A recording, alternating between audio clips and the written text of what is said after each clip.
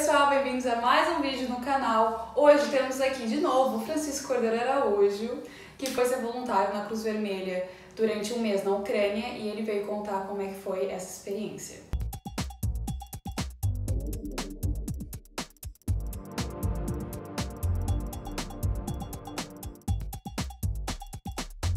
Primeiramente, obrigada por estarem assistindo. Não esqueçam de deixar um like no vídeo, se inscreverem no canal e se vocês quiserem mais conteúdos parecidos, coloquem aqui nos comentários também. Francisco, obrigada por ter aceitado mais uma vez o convite. Mais um convite, mais um assunto completamente diferente, mas vamos a isso. Cada vez que vens aqui é uma coisa nada a ver. Curioso é para saber qual é que será o próximo. Realmente, realmente. Eu te pergunto, o que vai ser o próximo? É surpresa. Olha, eu queria perguntar, para começar, quando é que surgiu a vontade de ir para a Ucrânia? Ou seja, mal viste que a guerra tinha começado e veio logo o interesse? Assim, há pessoas que têm aquele momento-chave. Eu não consigo identificar o momento, apesar de parecer mais bonito uma pessoa ter, deu-me um clique. Acho que foi um conjunto de coisas. Foi o ver a situação a acontecer, sentir-me impotente, fazer muita confusão por se sentir. Há aqueles conflitos que uma pessoa está na dúvida de quem é que está ao lado da razão e de quem é que está a lutar pelas causas justas, e neste caso era inquestionável, era a defesa de um próprio país e defesa de valores que acho devem ser universais. E aí fez uma confusão tremenda, e depois eu a falar com um amigo já tinha isso na cabeça, ele também já tinha isso na cabeça, e acabámos por comentar isso, e foi uma coisa instantânea, dizer vamos, siga, vamos desenrascar e vamos tentar organizar isso. E foram os dois juntos então? Fomos os dois juntos, sim. E como é que vocês ficaram sabendo da possibilidade de irem direto para o terreno? Sim. Entraram em contato? Nós basicamente fomos bastante pragmáticos. Foi, falámos sobre isso por WhatsApp e dissemos, vamos jantar e vamos pensar nisto tudo. Começámos a ver as coisas, começámos a pensar, faz sentido ajudar lá, faz sentido ir, se faz sentido ir, o que é que temos que fazer? Ele começou também a procurar através de grupos de redes sociais, de WhatsApp e isso tudo, com pessoas que já estavam no terreno, pessoas de lá. Ele também tinha vários contactos. Depois o que fizemos foi, vamos montar já uma data de partida, não vai poder ter aqui uma organização espetacular, mas vamos fazê-lo de uma forma mais célere. Apontámos para 2 dias a seguir, foi uma coisa tudo muito rápida. Nossa, foi do dia para a noite. Sim, mesmo. foi do nada e não estávamos à espera que as pessoas também correspondessem logo tão bem. E então pusemos nas redes sociais a dizer, vamos partir nesse dia, se quiserem fazer doações, esta é a nossa lista prioritária de bens que vamos levar. Ele arranjou uma carrinha e planeámos a viagem num instante, onde é que íamos ficar, ficámos a fazer couchsurfing em casa de amigos e isso tudo até lá chegar. E vimos logo as fronteiras onde íamos ficar, onde íamos distribuir coisas e fizemos essa viagem. Nós basicamente demorámos cerca de 3 dias a chegar à primeira fronteira, 5 dias à última, e passámos primeiro pela Hungria, fomos a Záhony, que é um dos pontos que faz fronteira com a Ucrânia, deixámos lá no armazém com um contacto dentro da Ucrânia que foi lá buscar as coisas. Depois passámos para Satu Mare, em Satu Mare deixámos mais coisas com a Cruz Vermelha de Satu Mare. Depois conhecemos também, por um amigo de uma amiga, numa grande confusão, conhecemos uma pessoa fantástica que nos ajudou imenso, em 10, que é ao lado de Cluj-Napoca, a cerca de 1 hora de Cluj-Napoca, já na Roménia, e estivemos num centro de trânsito de refugiados. E aí começámos a perceber mais a situação.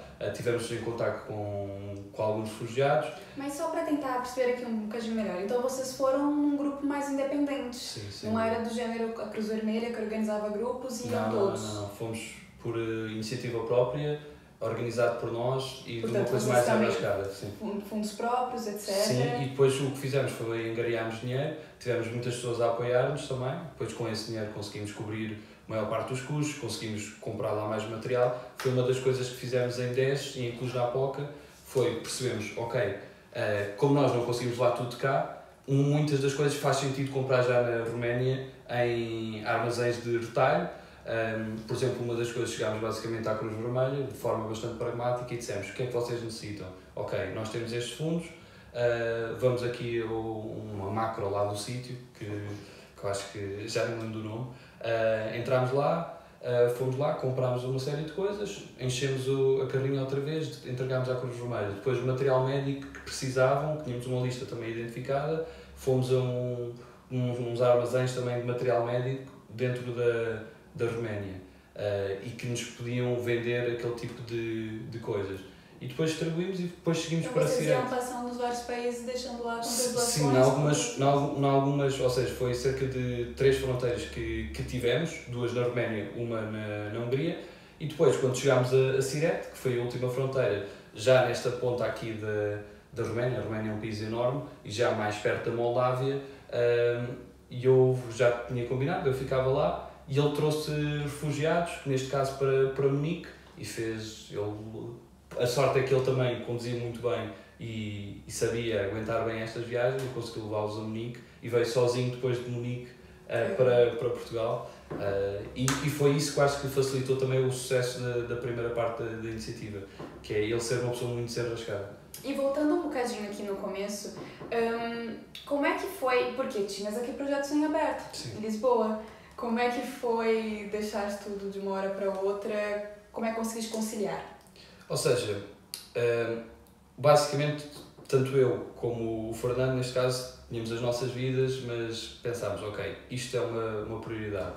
Deixámos as nossas coisas de parte. Neste caso, eu tinha um conjunto de formações que já tinha prometido dar, umas dezenas de horas, com uma Câmara Municipal também que dá formações a professores e alunos. Infelizmente tive que cancelar isso, com muita pena nenhuma, mas eu acho que houve uma compreensão também da outra parte, de perceber que era uma situação de força maior, sim, não é? de força maior, uma situação extraordinária e que fazia sentido. Mas é acima de tudo isso, elencarmos aquilo como uma prioridade, sabíamos que iríamos deixar coisas da nossa vida para trás, mas era uma coisa que não só para aquilo estar a acontecer que tinha que ser feita, nós achávamos que era o sítio onde nos sentimos melhor a estar. E foi muito isso. E como é que foi a reação da vossa família? O meu pai também é uma pessoa mais calma, minha mãe ficou um bocado preocupada, mas acima de tudo acho que confiavam em mim, eu sabia, já tinha estado num projeto assim, com riscos completamente diferentes, neste caso quando foi a pandemia, mas já na altura custou-lhes um bocado de estarem longe de mim vários meses, e agora também acho que compreenderam e sabiam que era ali que eu sentia que devia estar. E também era uma situação muito peculiar, não é? Sim. E é uma situação que também eu acho que mexeu com toda a gente. Não é daquelas coisas, apesar de algumas pessoas não compreenderem, não foi daquelas coisas que dividiu completamente a sociedade. Acho que as pessoas em geral compreenderam o que é que estava a passar. Sim. E o vosso objetivo final era realmente entregar as doações? Ou era um conjunto de doações, refugiados, um trabalho também logístico? Sim. Na Ucrânia? Como era? Sim, ou seja, nós atuámos muito nessa frente, mais focada nos medicamentos, mais do que a própria alimentação. Isto na primeira parte. A partir do momento que ele regressou e que fizemos as doações para vários sítios dentro da Ucrânia, em conjunto com diferentes armazéns também, quando ele regressou, eu já em Cluj-Napoca tinha falado com a Cruz Vermelha de lá e pedi para contactarem a Cruz Vermelha de Suceava, que neste caso é que englobava Sirete, essa fronteira, e pedi para trabalhar com eles. Comecei a trabalhar com eles em cooperação, mas rapidamente percebi que havia ali outras ações que podiam ser feitas, nomeadamente que no caso, por ter essa parte de ser de um país diferente, também fazer a ligação com o meu país, também ajudar, por exemplo, não havia na altura, no início, muitos espanhóis, também fazer essa coordenação, e a fim dos primeiros dias percebi que aquilo era um processo de aprendizagem e, sobretudo, que a mais-valia que poderia fazer ali é ligar organizações. Ou seja, mesmo estando a trabalhar com a Cruz Vermelha, comecei a cooperar com outras organizações, perceber o que é que faziam, porque a maior parte das coisas que nos apresentam como problemas, neste caso os refugiados à chegada, nós temos de ter a informação necessária para saber como resolvê-los. E foi nesse âmbito que comecei a perceber onde é que estavam as respostas para muitos dos problemas e algumas coisas desenrascar. E era muito essa atitude mais pragmática, mais de desenrascante, que é uma coisa também muito, muito portuguesa, que eu acho que começou a fazer as coisas funcionar. Com quais outras organizações cooperaste? Ou seja, havia organizações lá locais, muitas delas religiosas, e que acho que estavam a fazer um trabalho incrível, porque tinham também mais noção, eram pessoas que nunca na vida estavam à espera tipo, de que acontecesse aquilo, mas sabiam como ajudar, tinham contactos, pessoas que viviam ao lado da fronteira. Curiosamente, muitas delas que nunca tinham atravessado para a Ucrânia, mas que estavam a abrir as portas de casas dela para acolherem os refugiados em casa, Qual hotéis. é o clima nessas localidades tão perto da fronteira? O clima em termos de tensão ou não? É curioso porque, ou seja, parte da Ucrânia... que pode vir a... Sim, aquilo ali na Roménia tem ali vários fatores interessantes. A parte da Ucrânia, ali de uma região que é Bucovina, também já pertenceu à Roménia. E há ali uma ligação, há ali algumas rivalidades interessantes, mas nesta altura uniram-se completamente e não há dúvida que sentiram de que lado é que estava a razão e de que lado é que estava a justiça. Mas senti algumas pessoas com algum medo que aquilo escalasse para ali, sobretudo também, sim, por via da Moldávia também, porque havia aquele sentimento, depois podemos falar, por causa de uma questão que está a ser mais abordada agora, que é a Transnistria, de se poder também alastrar à Moldávia e da Roménia também ficar numa situação de perigo. Mas por outro lado sentiam que o facto de serem membros da NATO os dava alguma proteção que de outra forma não teriam. Mas são sem dúvida países, e falámos disso na última vez quando falámos da Erasmus na República Checa, têm esses traumas de terem sido invadidos por outras forças mais do que uma vez no século passado. E isso deixa marcas. E o processo burocrático até chegares na Ucrânia? Tiveste de tratar de algum documento em específico? Sentiste alguma dificuldade em atravessar as fronteiras? Eu acho que era uma passagem relativamente normal dentro do possível. Há pessoas que achavam por estarmos numa zona de conflito que seria mais fácil, que claramente não pode acontecer, ou seja, era necessário, obviamente, o passaporte, faziam algumas perguntas, se desconfiassem, para organizações humanitárias identificadas, esse processo era um pouco mais simples. Cheguei a atravessar várias vezes, nas primeiras vezes era só para o outro lado da fronteira, para alimentar as pessoas que estavam à espera do outro lado, que no início eram muitas, depois foi diminuindo esse número, depois para outros sítios dentro da Ucrânia que tivemos a oportunidade de ir e de ajudar, mas senti que, ou seja, havia, sobretudo se uma pessoa não tivesse um carro que fosse ou proprietário ou que não fosse pelo menos um carro alugado, aí já não era possível entrar. Ou seja, uma pessoa tinha que primeiro perceber qual é que era a melhor forma de entrar para não correr o risco de chegar à fronteira e serem enviados para trás, que via a acontecer também. Mas em geral não era um processo assim demasiado complicado, é simplesmente uma pessoa ia e estava com a situação regular, ia e voltava. Agora havia também mais barreiras também militares que tinhas que passar. No lado da Ucrânia eram 3 checkpoints, 2 deles eram mais de entrega de papéis e algumas verificações pequenas. O outro ponto central era mais aquela habitual, mais de alfândega e de controle de passaportes. E com o inglês dava para se desvencilhar bem, então? Sim, em alguns sítios sim, mas a minha sorte também foi que algumas das vezes acabei por levar pessoas que falavam ucraniano, umas delas ucranianas, outras também não. Houve muitos americanos que conheci que tinham ascendência ucraniana e que também que sabiam falar ucraniano, o que facilitou, ou russo, porque também muitos dos ucranianos, em geral todos os ucranianos falam russo e alguns falam ucraniano, e alguns também daquela zona conseguiam falar um pouco romeno. Mas o que senti, porque a maior parte, por exemplo, quando as pessoas atravessavam a fronteira, a maior parte das pessoas não falavam romeno, nem inglês, nem romenos, a maior parte falava inglês. Então era uma barreira linguística, era um desenrascar, havia lá muitos tradutores. Cheguei a falar alemão com ucranianos que por acaso só sabiam falar alemão, cheguei a falar outras línguas. Era o tentar encontrar ali um ponto que desse quando não havia tradutores suficientes. Sem rascar, não Sim, é? A outra parte é a linguagem corporal, simplesmente.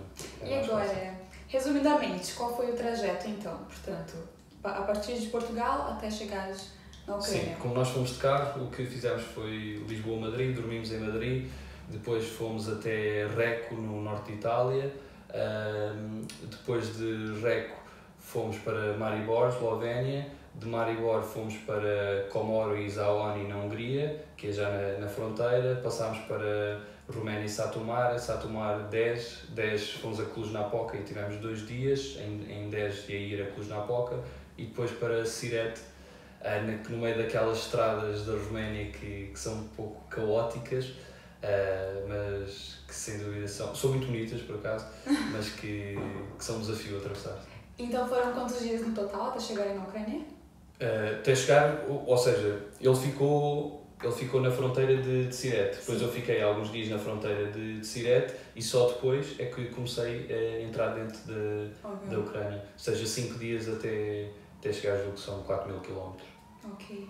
E nessas viagens todas, o que é que mais te impressionou?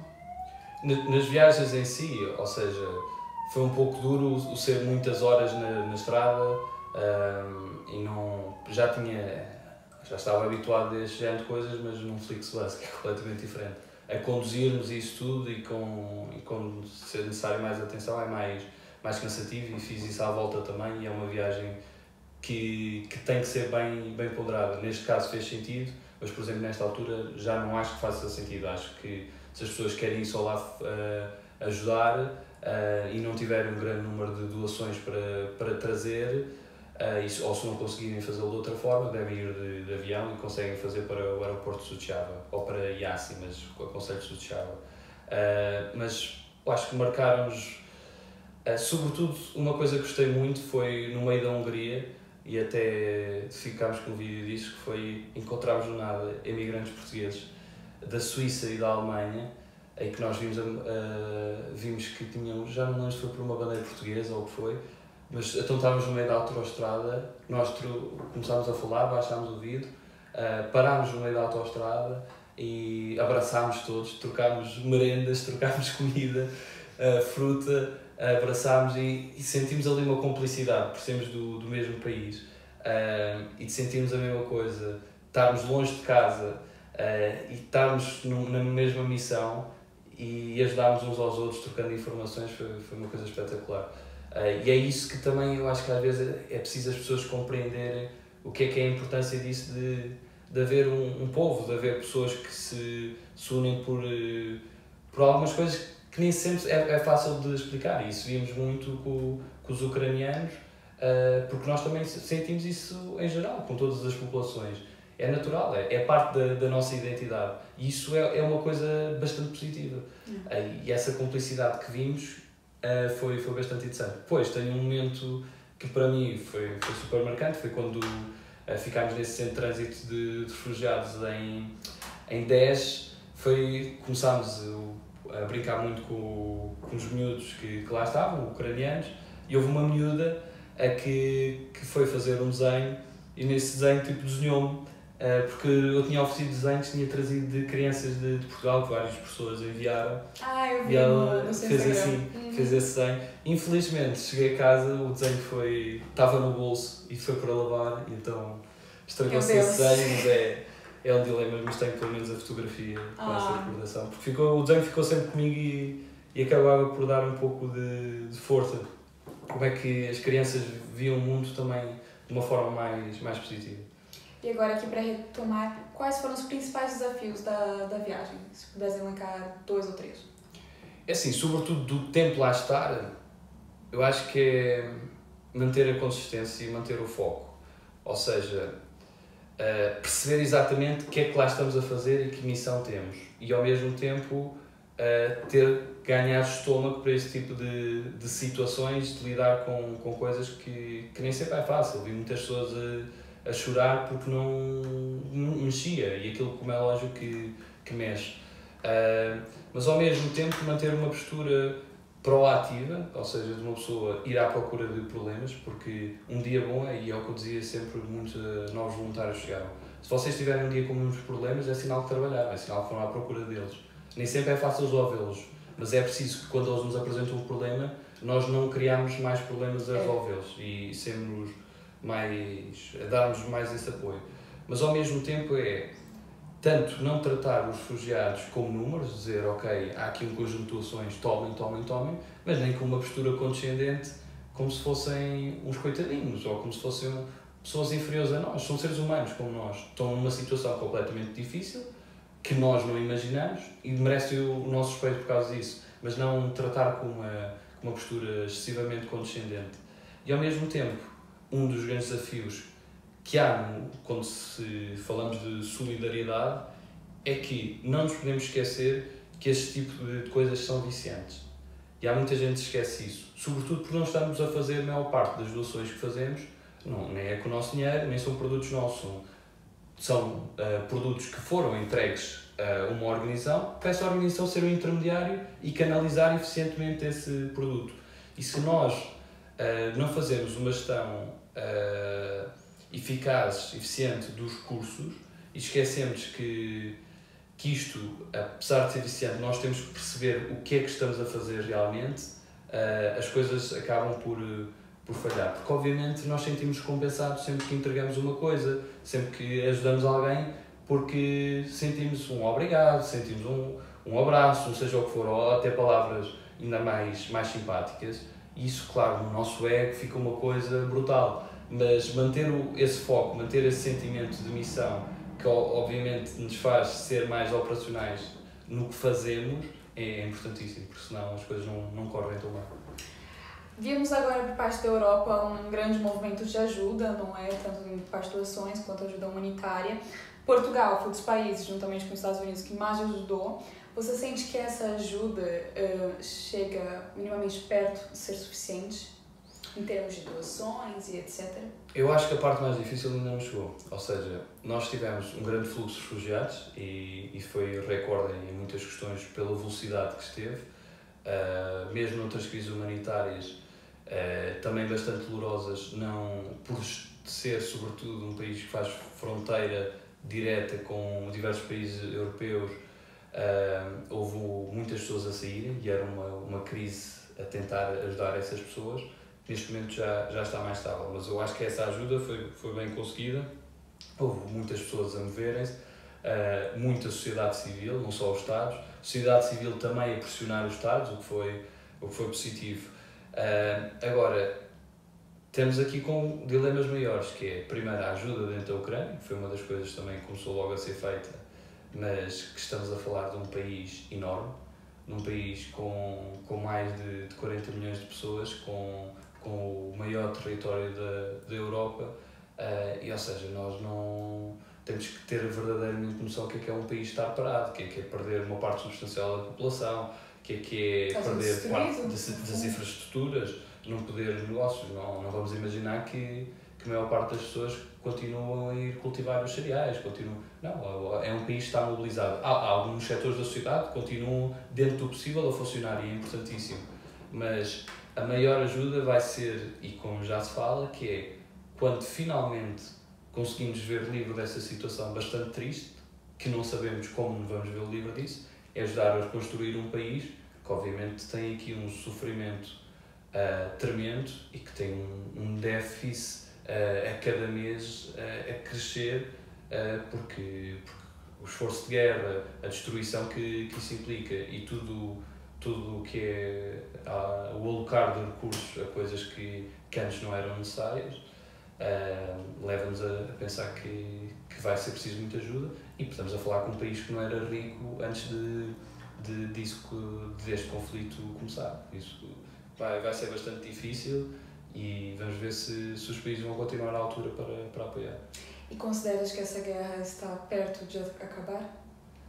Sinceramente não, mas é muito imprevisível. Eu acho que a própria imprevisibilidade é algo que se quer proclamar. Ou seja, uma das coisas que acontecia muito e que os Estados Unidos aproveitou há muitos anos, havia alguns rumores que Nixon, por exemplo, o presidente americano, era um pouco maluco, não era?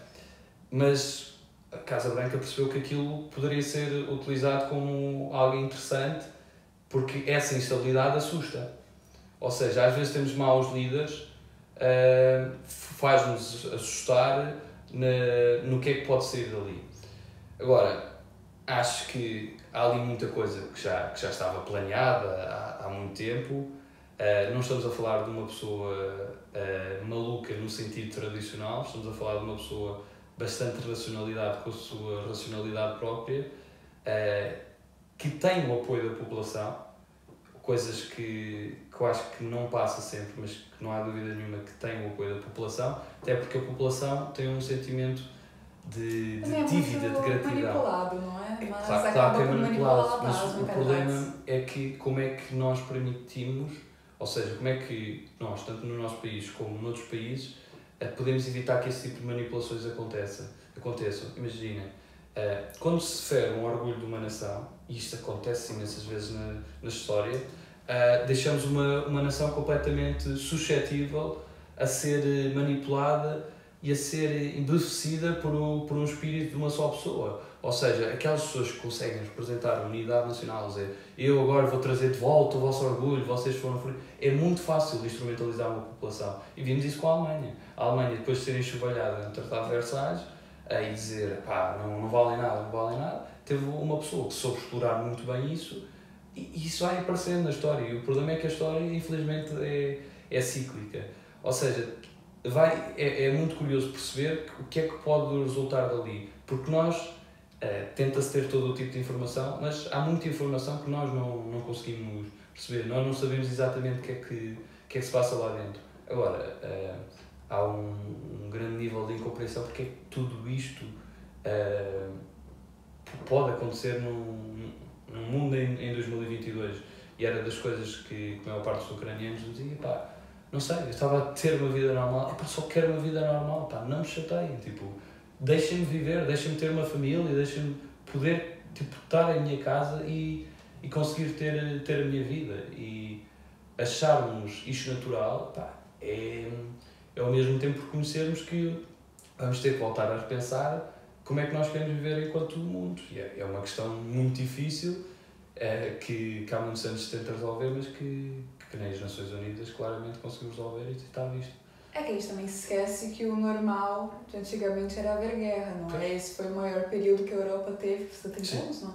Sem guerra. Se bem que tivemos alguns conflitos, mas não desta dimensão. Agora, exato, e que podem resultar em consequências ainda maiores. E foi um dos objetivos do pós-guerra, que é curioso, que é seguir às guerras são feitas as maiores evoluções. As pessoas evoluem, pensam, pá, não vamos voltar a isto outra vez, não queremos que isso repitam.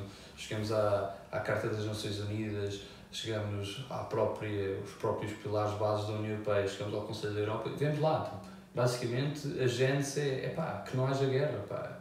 É aquilo que nós não queremos porque sofre toda a gente. Mas o problema é, voltamos a bater no mesmo e não aprendemos com o passado, somos masoquistas, esteja nesse aspecto. E se por acaso quem estiver a assistir-nos quiser também partir como voluntário, quais são as principais dicas que deixas? Ok, eu neste momento aconselho perceberem que tipo de ajuda estão preparados para dar e o que é que querem dar. Se querem ir para o terreno, seja nas fronteiras com a Ucrânia, e estamos a falar, ou seja, sobretudo diria a Roménia ou a Polónia, a Eslováquia e a Hungria, por estar um pouco mais resguardado, é um pouco diferente. Moldávia também é uma situação distinta e terão mais dificuldade por não ser um país da União Europeia, mas aconselho perceberem, conhecem pessoas que estiveram nestes locais, o que é que essas pessoas dizem. Neste caso, da minha experiência na Roménia, posso aconselhar um conjunto de organizações que estão a trabalhar lá, apesar do fluxo de refugiados ser bastante menor nos últimos tempos. Até já estamos a assistir pessoas a regressarem ao próprio país, o que é bastante importante, até para ajudarem o país a funcionar. Para irem dentro da Ucrânia mesmo, e se querem também cooperar com algumas organizações, não procurem só as organizações mais tradicionais, que às vezes têm mais burocracias, são mais pesadas. Quais que recomendas? Eu, por exemplo, dou um exemplo. Já recomendei pessoas que foram para lá com a Remar, é uma organização já com alguma dimensão. Na altura estive com eles a ajudar-los há alguns dias, poucos, a construir uma tenda. Tinham pessoas de diversos países também e que neste momento estão a servir refeições. Está lá, agora neste momento está lá um português também a ajudar. Há outras organizações, se vocês tiverem uma capacidade mais específica, também tive muitas pessoas a dizer-me, pá, são médicos, também aconselhou-me uma amiga a ir trabalhar com outra organização, neste caso uma organização internacional, mas com o Grupo Nacional da Grécia, com outras pessoas que foram também trabalhar a associações locais, por exemplo, o Radaoud Civic, que é de um concelho ao pé dessa fronteira, que faz um trabalho extraordinário. Também posso dar contactos lá, Fight for Freedom, que é uma organização também local, que tem feito um trabalho tanto dentro da Ucrânia como fora. Se o vosso objetivo for também ajudar mais na logística de armazéns, também há o Help Ukraine Romania, com pessoas ucranianas e que também agora estão lá portugueses a ajudar também, que têm feito um trabalho incrível e vão praticamente todos os dias a uma cidade dentro da Ucrânia e de lá tem um hub de distribuição para outras cidades.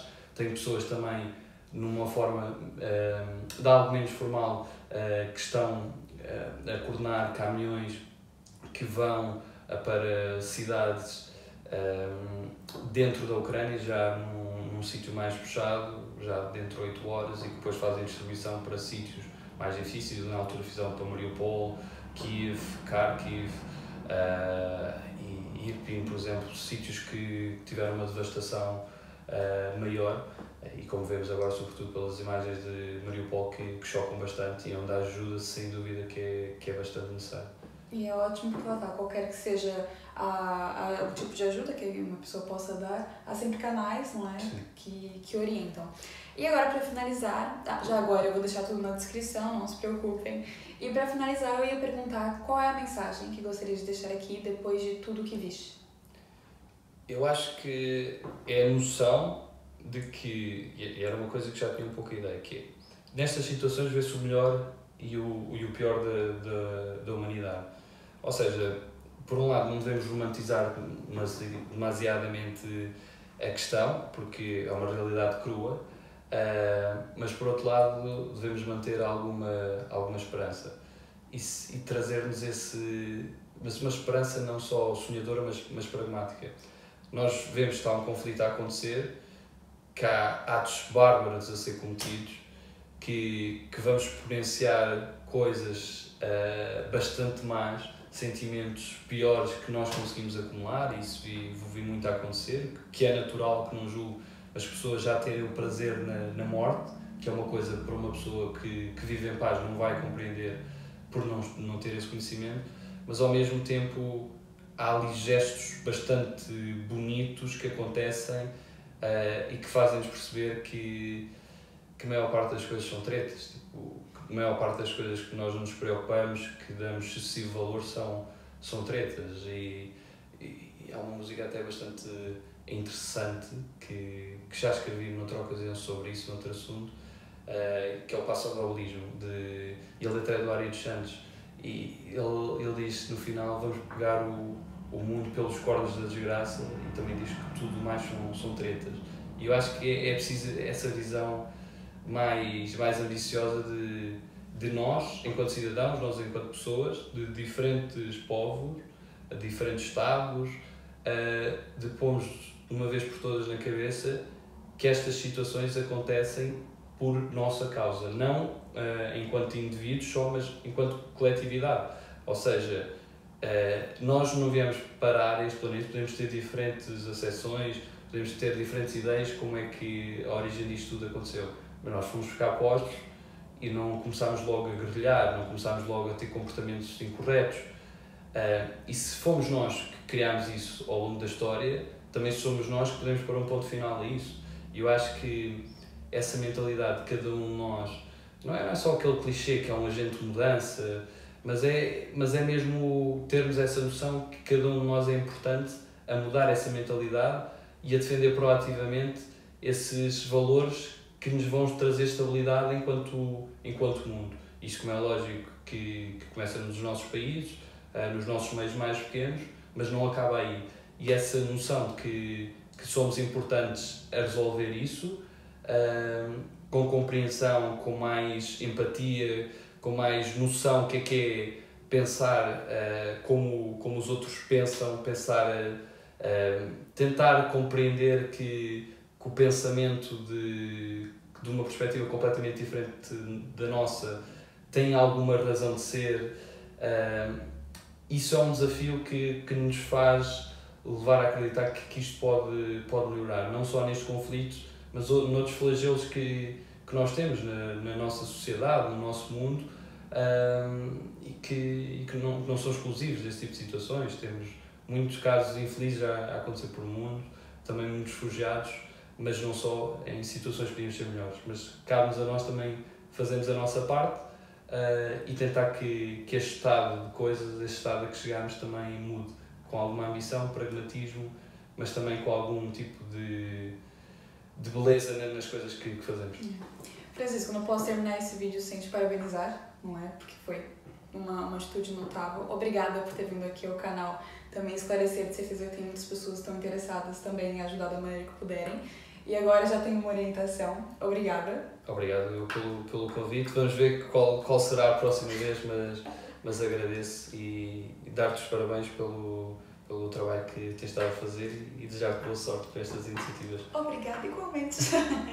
Obrigada a você por ter assistido o vídeo até aqui. Não se esqueça de deixar o like, se inscrever no canal, etc. Essas coisas todas sempre, não é? Obrigada, um beijinho e até o próximo vídeo. Até já. Está feito? Está feito! Está feito. Nossa, já Foi muito longa, não?